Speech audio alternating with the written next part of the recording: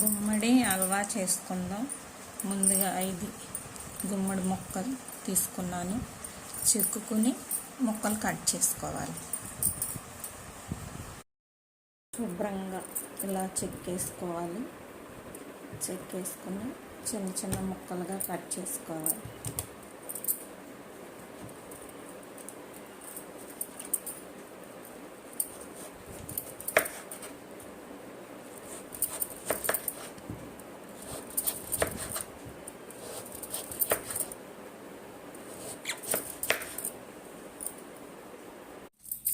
నాకు ఈ గిన్నెడు ముక్కలు అయినాయి.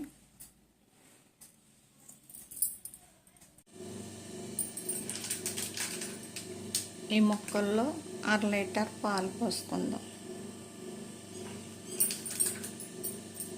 పాలు పోసుకుని మెత్తగా ఉడికించుకుందాం.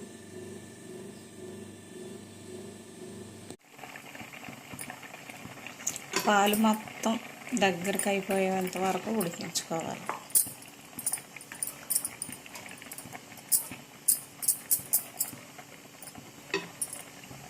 మన గుమ్మడికాయ ముక్కలు మెత్తగా ఉడికిపోయాయి. ఇంకా కొన్ని పాలు ఉన్నాయి, అవి కూడా అయిపోవాలి. అయ్యేంత వరకు ఉడికించుకోవాలి.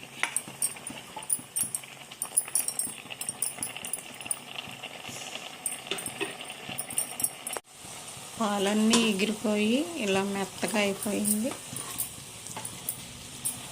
కొంచెం సేపు చల్లారనివ్వాలి. వేరే గిన్నె పెట్టుకొని పంచదార వేసుకోవాలి.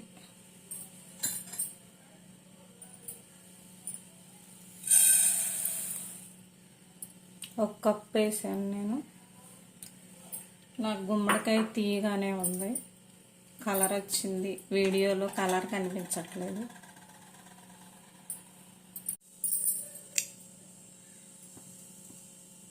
కొద్దిగా వాటర్ పోసుకోవాలి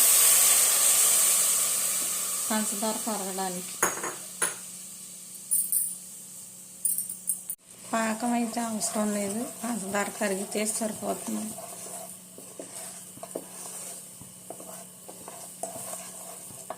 గుమ్మడికాయ కొంచెం తీపిదే చూసుకోవాలి, పంచదార తక్కువ పడుతుంది. నాకు బాగానే పండింది, కలర్ వీడియోలో కనిపించట్లేదు. కప్పు షుగర్కి 2 కప్పులు గుజ్జు అయింది. గుమ్మడికాయది పప్పులాగా మెదిపేసి పెట్టుకోవాలి. ఈ గుజ్జు వేసుకుందాం.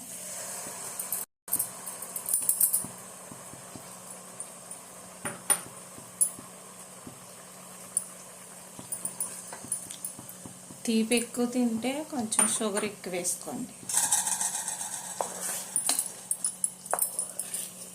2 కప్పులకి 2 కప్పులు వేసేసుకోవచ్చు షుగర్.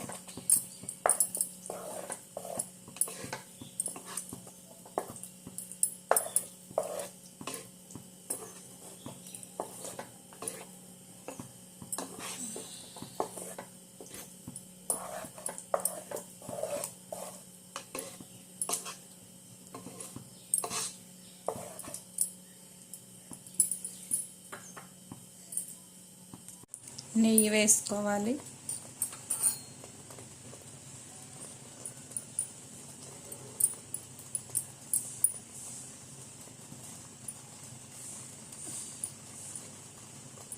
ఎంత ఎక్కువ నెయ్యి వేస్తే అంత బాగుంటుంది మన గుమ్మడికాయ హల్వా.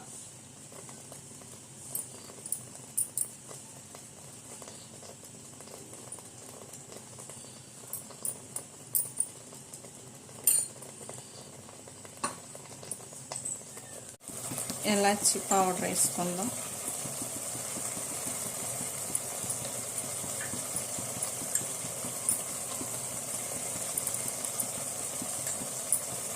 హల్వా రెడీ అయిపోయింది.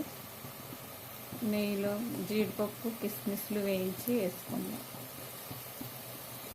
మన హల్వా గుమ్మడికాయ హల్వా రెడీ అయిపోయింది. చూస్తేనే నోరు ఊరేటట్టుంది.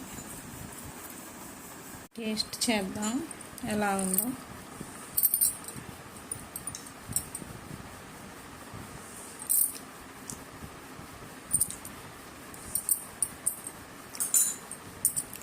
సూపర్గా ఉంది.